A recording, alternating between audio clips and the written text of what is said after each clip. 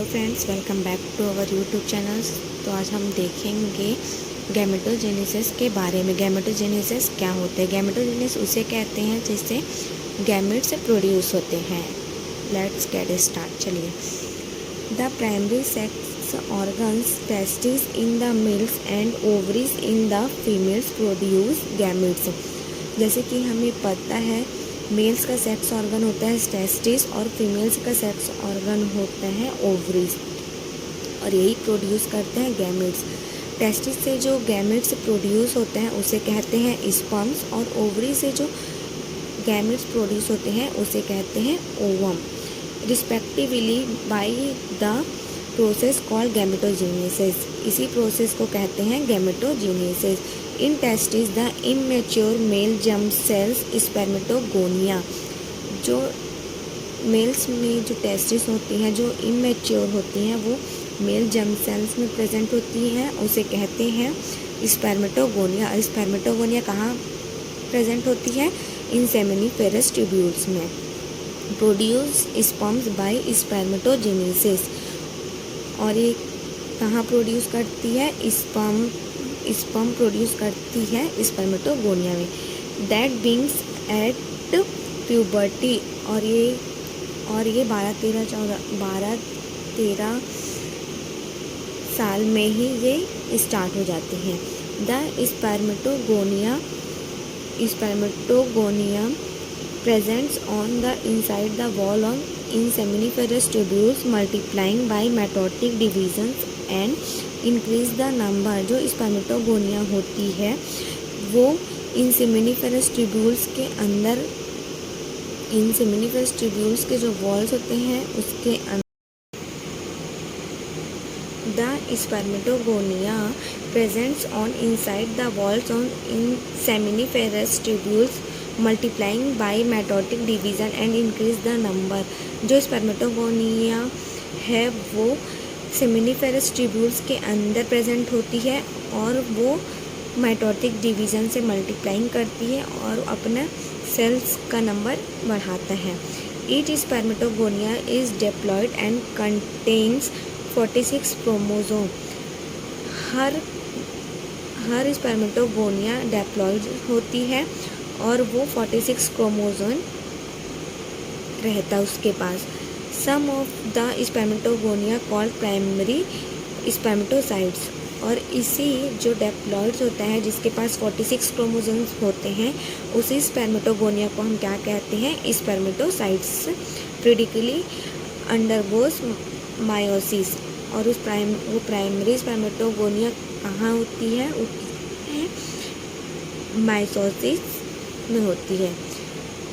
A primary spermatocytes completes the first mitotic division reduction division leading to formation of 2 equal haploid cells are called secondary spermatocytes which have only 23 chromosome each. जो ये primary spermatocytes होती है वो first mitotic divisions में को complete करती है और उसे रिडक्शन डिवीज़न भी कहते हैं।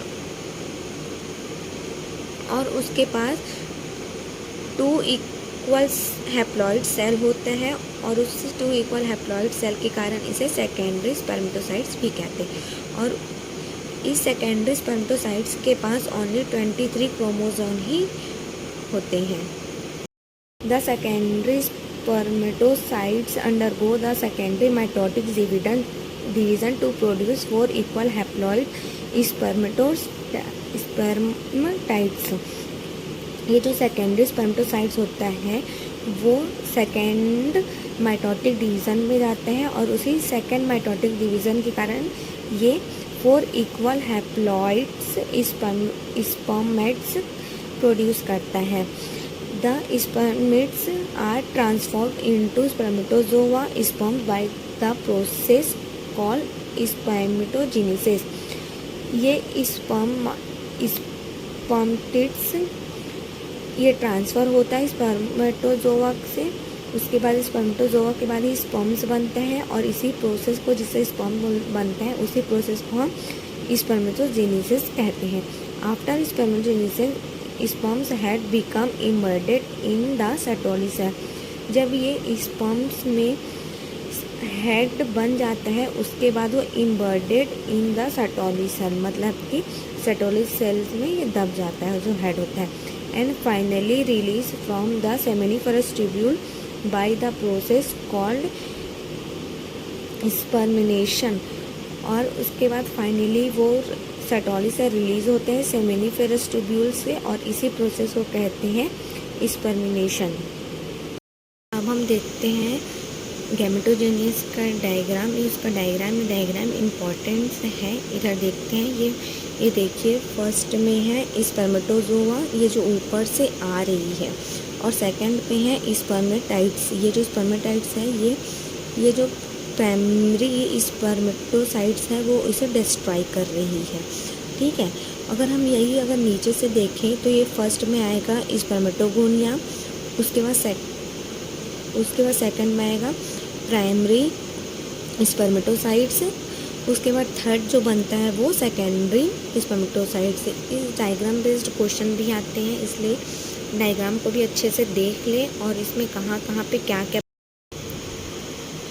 Spermatogenesis start at the age of puberty due to significant increase in the secretion of gonadotropin releasing hormone GnRH।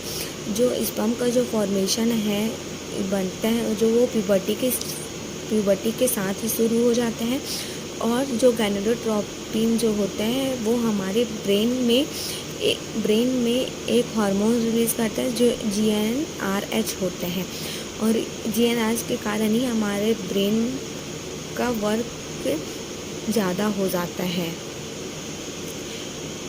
This if you call is a hypothalamic hormones, और इसे हाइपोथैलेमिक हॉर्मोन्स भी कहते हैं।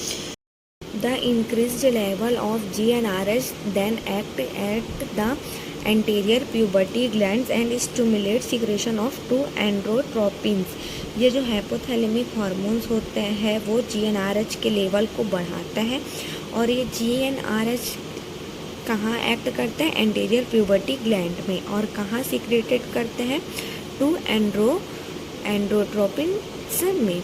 और ये 2 एंड्रोट्रोपिन्स क्या क्या होते हैं, ल्यूटियस हार्मोन जिसे LH बोलते हैं, एंड फॉलिकल स्टिमुलेटिंग हार्मोन जिसे FSH बोलते हैं।